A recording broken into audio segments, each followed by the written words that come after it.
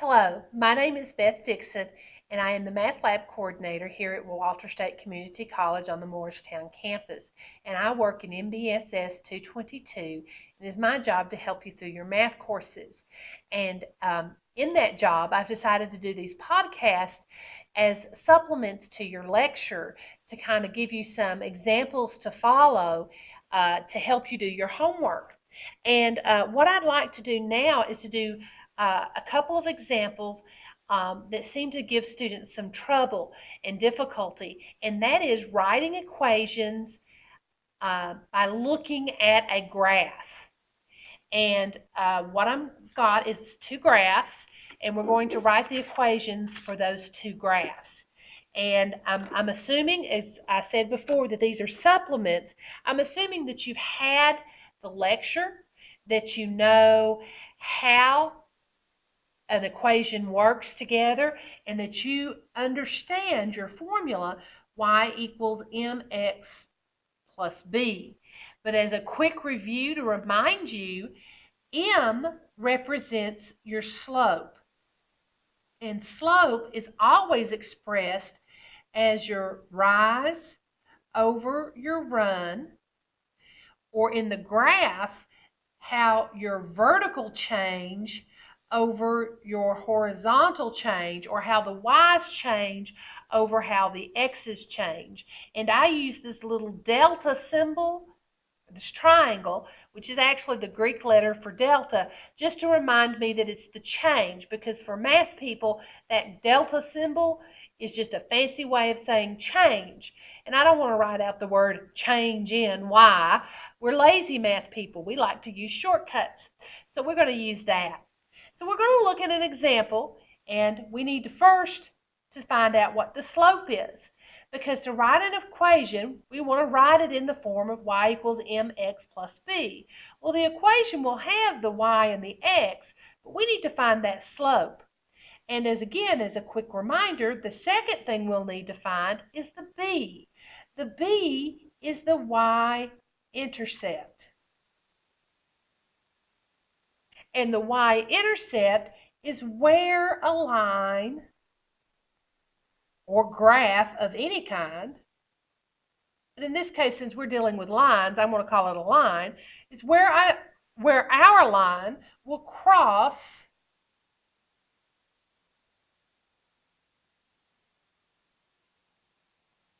the y-axis. And if we have a graph, that's usually really easy to spot.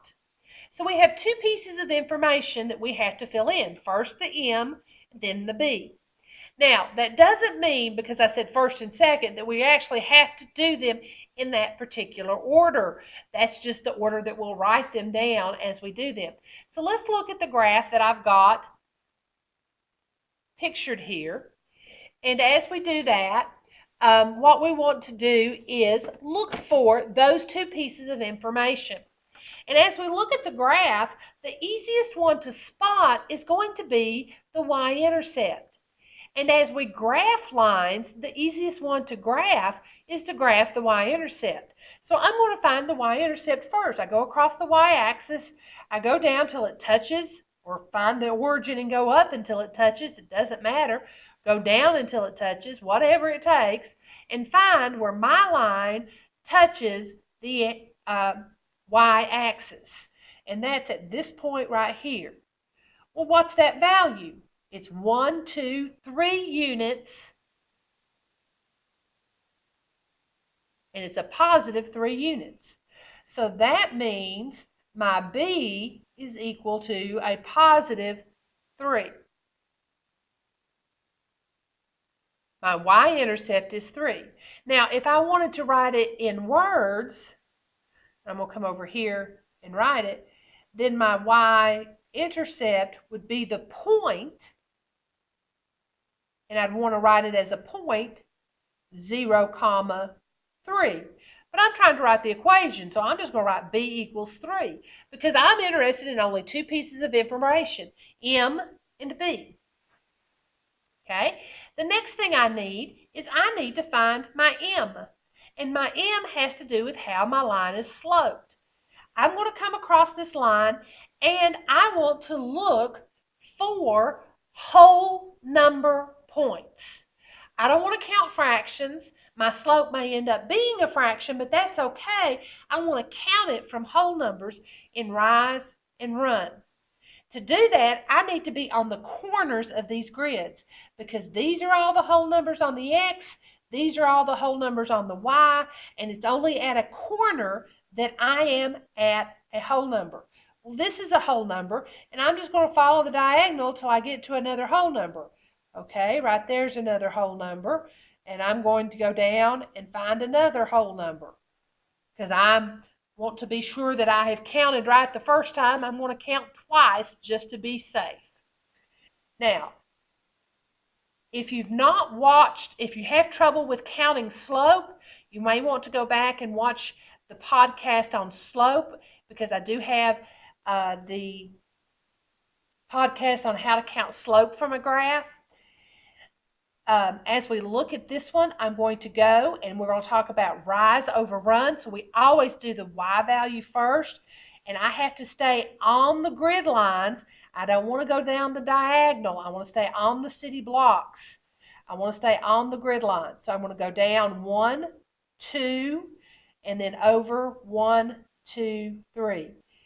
So down 2, over 3, -2, +3. And let's see if that holds true. -2 over 3, and that hits it. And I could actually go down 2 over 3, and I'm getting another point. So yes, that holds true. So then that tells me my slope is the rise over the run. Well, for the rise, I'm going down 2. So that rise is really falling to a -2. The run is a +3, so that's -2/3.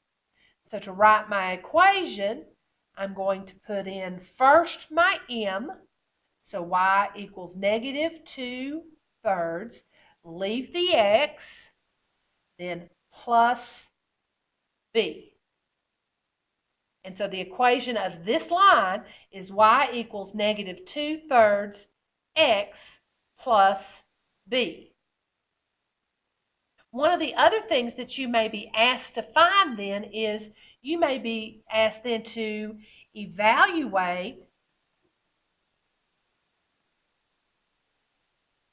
and they could use function notation with this, but I'm not really talking about function notation at this point, but I'm going to say evaluate for x equals -3. Now, we could plug this into the equation, but let's use our graph to do this, which is evaluate x equals -3. So if x equals -3, let's go over -3 on the x-axis. And where is the graph? Well, the graph is not below, it's above. So I'm just going to come up until I hit the graph. And there's a point there. This point on the graph is the point -3 and a +5. So that means if I want to evaluate for x equals -3, that means y, what goes with -3 is the y value of 5. So that's something else that may be asked along with this. But our goal at first was just to write the equation. So if we want to write the equation,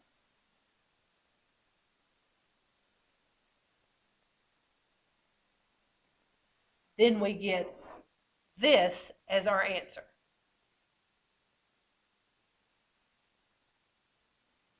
Okay, let's look at a second example. And again, remembering that we're working with y equals mx plus b. So we have to find both pieces of information. Again, the easiest one to find is your y-intercept. So I'm going to come down the y-axis. And I generally start at the top and go down until I find it. Just my habit. And right there it is. It's at -1, so b equals -1. Then I'm going to start with that one because that's a whole number, and I'm going to go from left to right because that's the direction I read, and I'm just going to follow the graph until I find other corner points, because if it hits at a corner, it's a whole number. And then I'm going to figure out how I move from this point to this point, but I'm going to do it by staying on the grid lines and not following off the grid lines. So I'm going to go up 2 over 1. And again, I tend to always go from left to right. That way I've got a consistent way to do the problem and I don't confuse myself. And again, slope is rise over run. And the rise is how much the change in the y value is. So I go up 2 units on the y-axis for every 1 over on the x-axis. So it has a ratio of 2 to 1, and that gives me a slope. 2 divided by 1 is 2. So when I write my equation, my m is 2. You leave your x, and your b is -1. Now I could write plus a -1, but we never like two signs. And the rule is if you've got two signs, if they're different, the negative rules. If they're the same, the positive rules. So we want to keep it to one sign. They're different, so we want to subtract there. So our equation here is y equals 2x minus 1. And this is how you write equations from graphs. If you need some additional help with this, please come by and see us, again in room 222 of the Math and Behavioral Social Science building.